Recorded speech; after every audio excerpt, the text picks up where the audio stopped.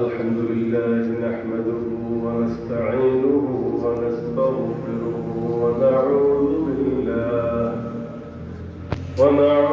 بالله من شرور أنفسنا ومن سيئات أعمالنا من يهد الله فلا مضل له ومن يضلله فلا هادي له ونشهد أن لا إله إلا الله ونشهد أن محمدا عبده ورسوله الذي أرسله بالحق بشيرا ونذيرا وداعيا إلى الله بإذنه وسراجا منيرا فقد قال الله تعالى في كلامه المجيد وفي فرقانه الحميد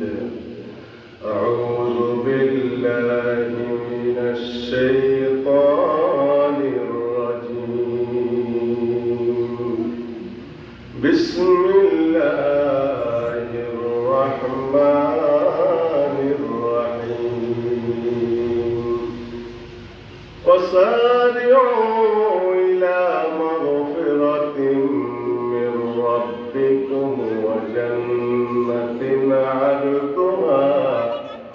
وجنة عرضها السماوات والأرض أعدت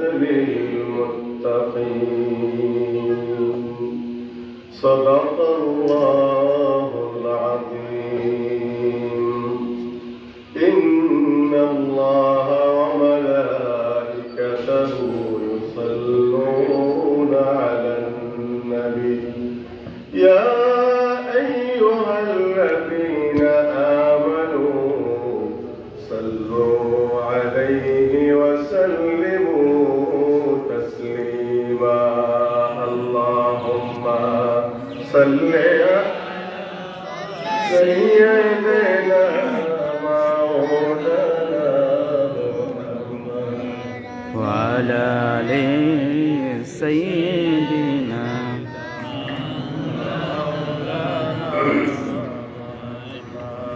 اللهم صل على سيدنا مولانا محمد وعلى آل سيدنا مولانا محمد اللهم صل على سيدنا مولانا محمد وعلى آل سيدنا مولانا محمد بلغ العلا بكماله كشف الدجى بجماله حسنت جميع خصاله صلوا عليه وآله كنز الكرم مولى النعم هادي الأمم لشريعته بلغ العلا بكماله كشف الدجى بجماله حسنت جميع خصاله صلوا عليه وآله فمحمدنا هو سيدنا فالعز لنا عبادته بلغ العلا كشف الدجى بجماله حسنت جميع خصاله صلوا عليه وآله দক্ষিণ ইসলামপুর শাহী ঈদগাহ ময়দান এলাকাবাসীর উদ্যোগে বার্ষিক ওয়াজ দোয়ার মাহফিলের আজকের সম্মানিত সুযোগ্য সভাপতি হযরত মাওলানা মোহাম্মদ তাজুল ইসলাম সাহেব, প্রধান মেহমান আলহাজ আলী আহমেদ মিন্টু তালুকদার সাহেব, প্রধান বক্তা হাফেজ মাওলানা মোহাম্মদ শহীদুল ইসলাম সাহেব, হযরত মাওলানা হাফেজ মোহাম্মদ মুস্তফা সাহেব। বক্তব্য রেখেছেন হযরত মাওলানা মোহাম্মদ রবিউল ইসলাম চাঁদপুরি সাহেব। বক্তব্য রেখেছেন হযরত মাওলানা মোহাম্মদ বাকিবিল্লাহ সাহেব। আরো বক্তব্য রেখেছেন মাওলানা মোহাম্মদ রবিউল ইসলাম সাহেব। মাহফিল পরিচালনায় মাওলানা শামসুল হক সাহেব সহ মঞ্চের সামনে উপবিষ্ট অত্র এলাকার তৌহিদ জনতা, পর্দার অন্তরালের মা এবং বোনেরা, আসসালামু আলাইকুম ওয়া রাহমাতুল্লাহি ওয়া বারাকাতুহু। ওয়া আলাইকুম আসসালাম ওয়া রাহমাতুল্লাহি ওয়া বারাকাতুহু। মহান আল্লাহ রাব্বুল আলামিনের সঙ্গে শুকর আদায় করছি যে মহান আল্লাহ রাব্বুল আলামিন আমাদেরকে এই কনকনে শীতের রাত্রিতে আমাদের এই জীবনের ব্যস্ততাকে এক পাশে রেখে আল্লাহ রাব্বুল আলামিনের কিছু কথা শোনার জন্য, আমাদের বাস্তব জীবনে বাস্তবায়নের জন্য, আল্লাহ রাসূলের কিছু আদর্শের কথা শোনার জন্য আল্লাহ রাব্বুল আলামিন আমাদের প্রতি কয়েক তার বান্দাকে আসার সুযোগ করে দিয়েছেন। আমরা সেই মাবুদের দরবারে আবার শুকর আদায় করে বলি আলহামদুলিল্লাহ। আলহামদুলিল্লাহ। দুরূদ ও সালাম জানাচ্ছি বিশ্ববরেণ্য আল্লাহর প্রিয় হাবিব সরকার দু আলম নূরে মুজাসসাম, বিশ্ব মানবতার মহান শিক্ষক মহানবী হযরত মুহাম্মদ মুস্তাফা সাল্লাল্লাহু আলাইহি ওয়াসাল্লাম। সম্মানিত উপস্থিতি, এই পৃথিবীর মধ্যে এখনো পর্যন্ত যতটুকু নীতি নৈতিকতা বাকি রয়েছে, মনুষ্যত্ব এখনো এখানে পরিলক্ষিত হচ্ছে। মানুষের মধ্যে স্থিরতা, চরিত্র, নৈতিকতা, শালীনতা, মানবতা এতটুকু বাকি রয়েছে। ইসলামের বাণী প্রচারকের দায়িত্বে যারা নিয়োজিত রয়েছেন তাদের কারণে এবং বাংলাদেশ সহ বিশ্বের বিভিন্ন প্রান্তে আল্লাহর দ্বীনের এবং তাওহীদের ঝান্ডাবাহী যে সমস্ত মুজাহিদরা পৃথিবীর এক প্রান্ত থেকে অপর প্রান্ত পর্যন্ত আল্লাহ রাব্বুল আলামিনের তাওহীদের প্রচারণার কাজে লিপ্ত রয়েছে, গ্রামে গঞ্জে বিভিন্ন পল্লীতে এই ছোটখাটো মাহফিলের মাধ্যমে মানুষের ইসলাহের কাজে মগ্ন রয়েছে। মূলত মানুষের সংশোধনের জন্য, নৈতিক চরিত্রকে সৌন্দর্য সাধনের জন্য যে হাতিয়ারগুলো সবচেয়ে বেশি কার্যকর তা হলো আলেম ওলামাদের এই ছোটখাটো এই মাহফিল, মজলিস, ইমামদের মসজিদ থেকে মিম্বার থেকে যে সমস্ত বাণী উচ্চারিত হয়, কোরআনের কথাগুলো উচ্চারিত হয়, বিভিন্ন প্রান্তে যে সমস্ত মাহফিলগুলো হয়, এগুলোই হলো মূলত মানুষের নৈতিকতাকে ধরে রাখার জন্য, চরিত্রকে সংশোধন করার জন্য, আল্লাহর জমিনে মানুষের মানুষ হিসেবে পরিচয় দানের জন্য আল্লাহ রাব্বুল আলামিন তাকে মর্যাদা দিয়ে যে খেলাফতের দায়িত্ব তাকে দিয়েছেন, সেই খেলাফতের দায়িত্বকে অক্ষুণ্ণ রাখার জন্য যে হাতিয়ারটি সবচেয়ে বেশি কার্যকর সেটি হলো এই বিভিন্ন স্থানে মাহফিল এবং বিভিন্ন সমাবেশের মাধ্যমে আল্লাহর কোরআনকে, রাসূলের আদর্শকে যে প্রচারের দায়িত্ব যারা নিয়েছেন তারাই মূলত এই কাজগুলোর আঞ্জাম দিয়ে যাচ্ছেন। এবং যুগে এই কাজগুলো জারি আছে বলেই এখনো পর্যন্ত মানুষের মধ্যে মানবতা, মনুষ্যত্ব এখনো পর্যন্ত জাগ্রত রয়েছে। যদিও কিছু কিছু স্থানে পশুত্বের মাথা ছাড়া দিয়ে উঠেছে, আল্লাহ রাব্বুল আলামিন তার এই বিধানকে, আল্লাহ রাব্বুল আলামিনের কোরআনকে এই পৃথিবীবাসীর জন্য দিয়েছেন তাদেরকে মর্যাদা সমুন্নত করার জন্য, তাদেরকে মনুষ্যত্বের মর্যাদা দিয়ে এই পৃথিবীতে সম্মানিত করার জন্য এবং পরকালীন জীবনে তাদেরকে জান্নাত দেওয়ার জন্য। আল্লাহ রাব্বুল আলামিন বলেন, ওয়ালাউ শি'না লারাফা'নাহু বিহা ওয়ালাকিন্নাহু আখলাদা ইলাল আরদি ওয়াত্তাবা'a হাওয়াহু ফামাসালুহু কামাসালিল কালব আল্লাহ রাব্বুল আলামিন এখানে অত্যন্ত সত্য কথা বলেছেন। আল্লাহ রাব্বুল আলামিন বলেন, ওয়ালাউ শি'না লারাফা'নাহু বিহা, আমি যদি চাইতাম তাহলে এই কোরআনের দ্বারা, কোরআনের নিদর্শন দ্বারা এই পৃথিবীর মানুষগুলোর মর্যাদাকে অনেক সমুন্নত করতে পারতাম, তাদেরকে অনেক বেশি মান সম্মান দিয়ে এই পৃথিবীর মধ্যে তাদেরকে আমি রাখতে পারতাম। কিন্তু তারা কি করলো? ওয়ালাকিন্নাহু আখলাদা ইলাল আরদি, বরং তারা এই কোরআনের বিধানকে অমান্য করে, কোরআনের বিধানকে পদদলিত করে তারা দুনিয়ার দিকে মনোনিবেশ করে, ওয়াত্তাবা হাওয়াহু, এবং নফসের তাদের প্রবৃত্তির অনুসরণ করতে লাগলো। আল্লাহর কোরআনের কথাকে বাদ দিয়ে প্রবৃত্তির অনুসরণ করতে লাগলো।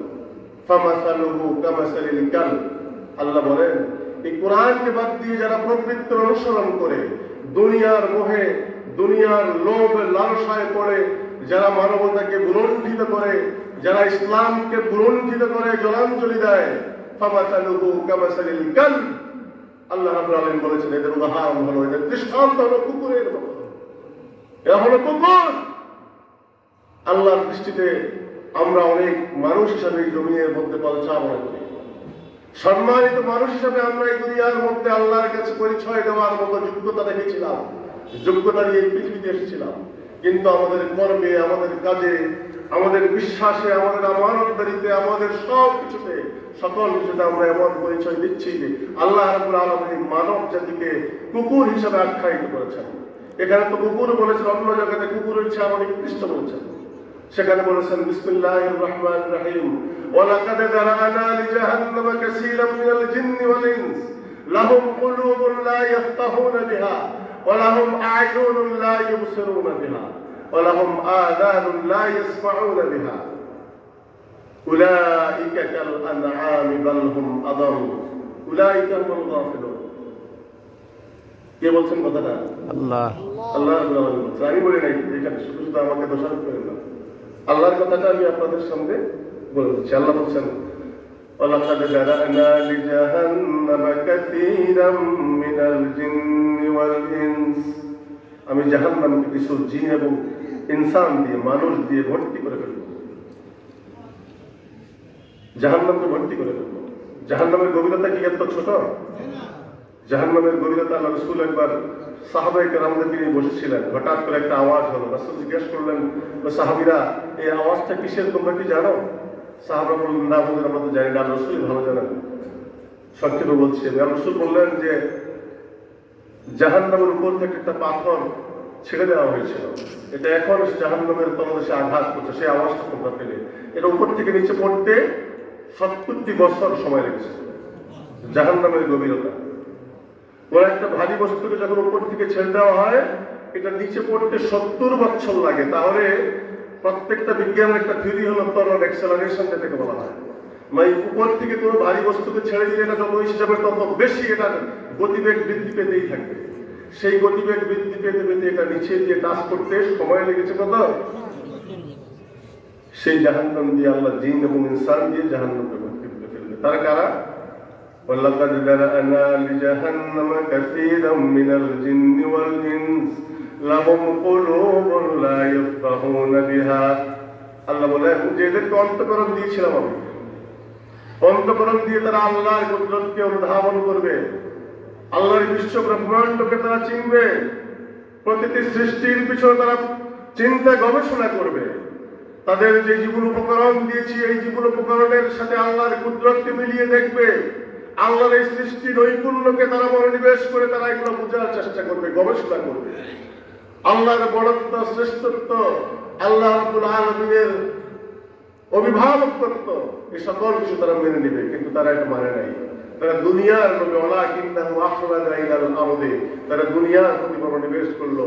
দুনিয়ার সাজসজ্জা, দুনিয়ার লোভ লালসা, দুনিয়ার অর্থ সম্পদ, দুনিয়ার আরাম আয়েশ, এই সব কিছু তাদেরকে পেয়ে বসলো। ওয়াত্তাবা হাওয়াহু, এবং নফসের অনুসরণ করতে লাগলো। তো কি হলো? তারা ফামাসালুহু কামাসালিল কালব, এখানে বলছে সূরা মায়েদার মধ্যে বলছে এই কথা। তারা কুকুর হয়ে গেল।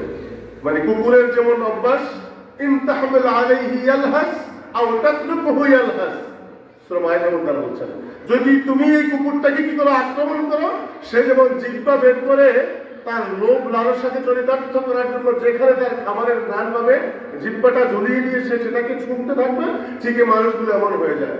যেখানে তার শরীরের স্বার্থকে চরিতার্থ করার কোন একটা কিছু দেখবে সেখানে তার জিহ্বা বের করবে। কুকুরের সাথে আল্লাহ মানুষকে মিলাচ্ছেন।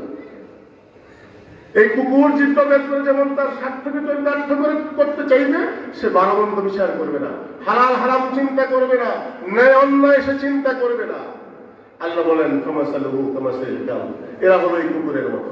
আর ওখানে বলছেন ওয়ালাকাদ যারানা লিজাহান্নামা কাসীরাম মিনাল জিন্নি ওয়াল ইনস লাহুম কুলুবুন লা ইয়াফকাহুনা বিহা। আমাদের কলব আছে না? আপনাদের আছে? এই কলব দিয়ে আল্লাহ কি করছেন চিন্তা করার জন্য বলছেন। আল্লাহর এই সকল সৃষ্টিরা যে আল্লাহর যে সৃষ্টি নৈপুণ্য, আল্লাহর যে কুদরতের প্রকাশ সমাবেশ পৃথিবীর মধ্যে, প্রতিটি সৃষ্টিরাজির মধ্যে আল্লাহ রাব্বুল আলামিনের কুদরত বিরাজ করছে।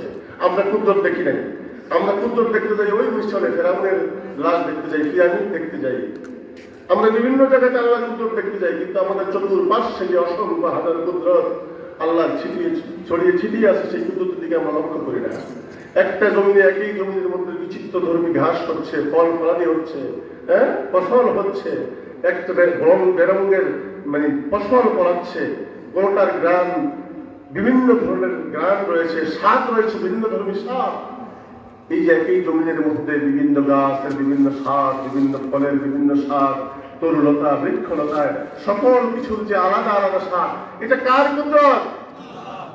সেই কুদরত যদি আমরা একটু চিন্তা করি, তাহলে কি মিশরে যেতে হয় আমাদেরকে পিরামিড দেখার জন্য? আমাদের কি বিভিন্ন জায়গাতে আল্লাহ কুদরত দেখার জন্য সমুদ্র মহাসাগর এখানে সেখানে পাড়ি দিতে হয়? তারপর আল্লাহ বলছেন তোমরা যাও দেখো আল্লাহর কুদরত দেখো। সিরু ফিল আরদি ফানজুরু কাইফা কানা আকিবাতুল মুকাজ্জিবিন। তোমরা দেখো। এখন তো তোমরা দুনিয়াতে দম্ভ করে অহংকার বসে দুনিয়ার মধ্যে সকল কিছুকে পদদলিত করছো, কাউকে জমা খরচ দিয়ে কথা বলছো না, আল্লাহকে তোমাদের কুদরতের কাছে দিচ্ছ না, আল্লাহ রাব্বুল শক্তিমত্তাকে তোমরা আমল নিচ্ছ না, মনে করছো তোমাদের শক্তি হলো প্রবল। কিন্তু দুনিয়াতে সে দেখো, হেঁটে দেখো, সফর করে দেখো। সিরু ফিল আরদি, আল্লাহ বলছেন দুনিয়াতে সফর করো, বিভিন্ন জায়গাতে যাও, দেখো কাইফা কানা আকিবাতুল মুকাজ্জিবিন, মিথ্যাবাদীদের পরিণাম আমি কি করেছি দেখো। আদ জাতি, সমুদ জাতি, কওমে লূত গিয়ে দেখেন সৌদি আরবে কওমে লূতের সেই জায়গাতে যে দেখেন ধ্বংসাবশেষ এখনো পর্যন্ত সেখানে বিরাজ করছে। আল্লাহ রাব্বুল আলামিন সেই প্রতাপশালী প্রতাপান্বিত সেই জাতিগুলোতে ধুলোয় মিশিয়ে দিয়েছেন, তাদের ছিন্ন এখন আর নেই। বর্তমান পৃথিবীতে যারা দম্ভ অহংকার করে এই ধরাকে সরাজ্ঞান করছে, এই পৃথিবীর মানুষগুলোর উপর অত্যাচার, নির্বিচার, শোষণ, নির্যাতন, জুলুম, স্টিম রোলার যারা চালাচ্ছে, তাদের সময় একদিন শেষ হয়ে যাবে। আল্লাহ রাব্বুল আলামিন তাদের উপর এই পৃথিবী থেকে নমরুদ, ফিরআউন, সাদ্দাত, তারা অত্যন্ত প্রবল প্রতাপান্বিত ছিল, শক্তিশালী ছিল। আল্লাহ রাব্বুল আলামিন তাদেরকে নিচ্ছিন্ন করে দিয়েছেন। আল্লাহ বলেন কোরআনে, হাল তুহিসসু মিনহুম মিন আহাদিন আও তাসমাউ লাহুম রিকজা। এই সমস্ত শক্তিমানদের এখন কি ক্ষীণ ছিন্ন তোমরা দেখতে পাও? তাদের ক্ষীণ মানে আওয়াজ, স্বর আমরা দেখতে পাই না। এরা এখন ধুলোয় মিশে গেছে, এরা মাটির সাথে মিশে গেছে, এদের নাম উচ্চারণ করার মতো কেউ নেই। এই দেশটাতেও বিগত দিনে এক জালিম, এক দুরাচার ঝেঁকে বসেছিল মানুষের উপরে। তারা তাদের মুখের আওয়াজকে কেড়ে নিতে চেয়েছিল, তাদের মুখের জবানকে স্তব্ধ করে ফেলতে চেয়েছিল, ধর্মীয় অনুশাসনগুলোকে মানতে বাধা দিয়েছিল, আলেম ওলামাদেরকে নিচ্ছিন্ন করতে চেয়েছিল, ইসলামকে দেশ থেকে নিচ্ছিন্ন করার জন্য অশুভ পায়তারা তারা করেছিল। পার্শ্ববর্তী একটি পৌত্তলিকতাবাদী একটি দেশের সহযোগিতায় তাদের ক্ষমতাকে চিরস্থায়ী করার জন্য বেশি ষড়যন্ত্র তারা মেতে উঠেছিল। কিন্তু আল্লাহর ষড়যন্ত্রের কাছে তারা এত বেশি মার খেয়েছে। আল্লাহ রাব্বুল আলামিন বলেন, ওমাকারু ওয়া মাকারাল্লাহি আল্লাহু খায়রুল মাকিরিন। তোমরা আল্লাহর সাথে কি করো? ষড়যন্ত্র করো, আর আল্লাহ কৌশল করেন। তোমরা কি ষড়যন্ত্র করো? আল্লাহ রাব্বুল আলামিন তোমাদের সাথে কৌশল করে তোমাকে এমন ভাবে পদদলিত করবেন, এমন ভাবে নিচ্ছিন্ন করবেন যে তোমরা টেরই পাবে না। যারা অত্যন্ত দম্ভ অহংকার করে বলেছিল আমরা পালাবো না, কোথায় এখন তারা? আল্লাহ রাব্বুল আলামিন এভাবে দেখিয়ে দেন, আল্লাহ রাব্বুল আলামিন এভাবে দেখিয়ে দেন। আল্লাহ রাব্বুল আলামিন কোরআনে যে কথাগুলো বলেছেন সূরা দুখানের মধ্যে বলেছেন, কাম তারাকু মিন জান্নাতি ওয়া উয়ুন ওয়া যুরু'in ওয়া মাকামিন কারীম ওয়া না'মাতিন কানু ফিহা ফাকিহিন কাযালিকা ওয়া আওরাসনাহা কওমান আখারিন ফামা বাকাত আলাইহিমুস সামাa'u ওয়াল আরদু ওয়া মা কানু মুনজারিন। সুবহানাল্লাহ। আল্লাহ রাব্বুল আলামিন বলেন এখানে মনে হচ্ছে যে আয়াতগুলো এই সময় নাযিল হয়েছে। আল্লাহ এইভাবে লাইভ দেখান মাঝে মধ্যে আমাদেরকে কোরআনের আয়াত দিয়ে। সূরা দুখানে বলছেন কাম তারাকু মিন জান্নাতি ওয়া উয়ুন, তোমরা কি দেখো না এই পৃথিবীতে কত দম্ভ অহংকারীরা তাদের সম্পদ ছেড়ে, তাদের প্রশ্রবণ ছেড়ে, তাদের উদ্ধান ছেড়ে তারা পালিয়ে চলে গেছে। তোমরা কি দেখো না কাম তারাকু, কত শত কত অসংখ্য উদাহরণ, কত অসংখ্য দৃষ্টান্ত রয়েছে। কাম তারাকু মিন জান্নাতি ওয়া উয়ুন, এই দেশ কতই সুদর্শন অট্টালিকা তৈরি করেছিল। 2040-41 পর্যন্ত তারা ঝেঁকে বসছিল যে কেউ তাদেরকে সরাতে পারবে না। আল্লাহ বলেন ইন্না বাতশা রাব্বিকা লাশাদীদ, আল্লাহ ধরা আল্লাহ ছাড় দেয় কিন্তু ছেড়ে দেয় না। ইতিহাস থেকে শিক্ষা নেও না, ইতিহাস ঘুরি ঘুরি এর প্রমাণ। যারা এই পৃথিবীর দম্ভ অহংকার করছে আল্লাহ তাদেরকে দোলয় বেশি দিচ্ছেন। ইতিহাস তার ঘুরি ঘুরি প্রমাণ, কিন্তু আমরা এর থেকে শিক্ষা গ্রহণ করি না। এটা শুধু রাজা বাদশাদের ক্ষেত্রে নয়, শাসকদের ক্ষেত্রে নয়, আমরা যারা সাধারণ মানুষ রয়েছে আমাদের ক্ষেত্রে, আমাদের মধ্যে যারা দম্ভ অহংকার করে, আমাদের মধ্যে যারা ক্ষমতার বড়াই দেখায়, মর্যাদার বড়াই দেখায়, এটা সাময়িকের জন্য আল্লাহ রাব্বুল আলামিন দিয়ে এটা পরীক্ষা করেন। তারপরে আল্লাহ রাব্বুল আলামিন এটাকে এমন ভাবে আল্লাহ রাব্বুল আলামিন তাদেরকে শিক্ষা দিয়ে দেন যে তাদের কোনো চিহ্ন থাকে না জমিনের মধ্যে।